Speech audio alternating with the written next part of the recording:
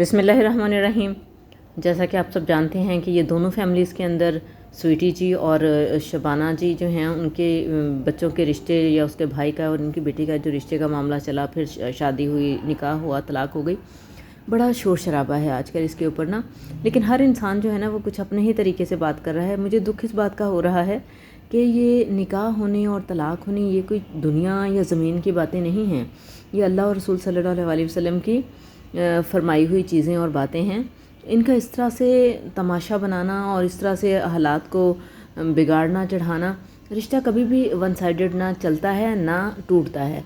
जब कोई रिश्ता टूटता है तो उसमें भी दोनों तरफ का कुछ ना कुछ कसूर होता है, और जब जुड़ता है तो भी हो सकता है किसी का कुछ कम हो, किसी का कुछ ज़्यादा हो, क्योंकि रिश्ते हमेशा रिस्पेक्ट और ट्रस्ट से बनते हैं। बहुत दुख हुआ है मुझे, बहुत ही ज़्यादा दुख हुआ है कि किस तरह से इनका निकाह हुआ।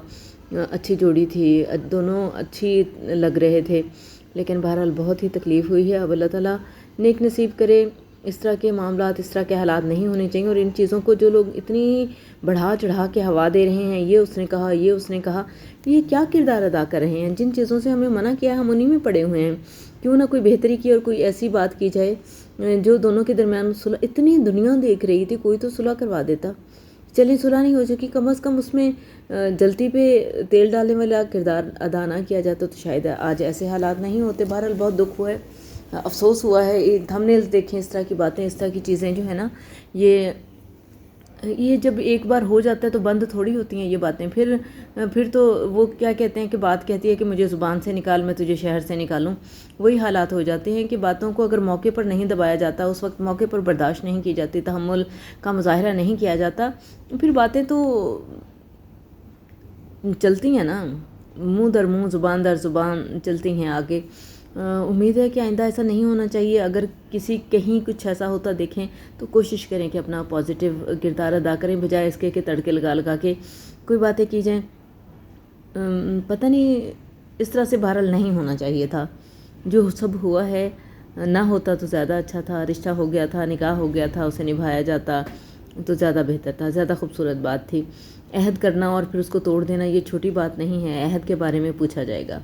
अल्लाह रब्बुल इज़्ज़त ने कुरान पाक में फरमाई है ये बात, और नबी अकरम सल्लल्लाहु अलैहि वसल्लम की हदीस से भी हमें पता चलता है कि जिसका कोई अहद नहीं उसका कोई ईमान नहीं। तो ये सोचने की बात है, समझने की बात है। ये छोटी बातें नहीं होती कि इस तरह से फटाफट होती रहे और देखा देखी इंसान लगा रहे, इस आग में कूदता रहे। मुझे तो बहुत दुख हुआ। मैंने अगर ये वीडियो बनाई है तो सिर्फ इस दुख का इजहार करने के लिए कि किसी भी फैमिली के अंदर इस तरह की सिचुएशन हो तो उसे भड़काना नहीं चाहिए, उसे कम से कम करके तहम्मुल के साथ मामलात को सॉल्व करना चाहिए। हमेशा याद रहे, जब तक मामलात को तहम्मुल के साथ बर्दाश्त नहीं किया जाता तो बहुत मुश्किल हो जाता है। फिर हाथ से निकले हुए और ज़ुबान से निकले हुए रिश्तों को संभालना।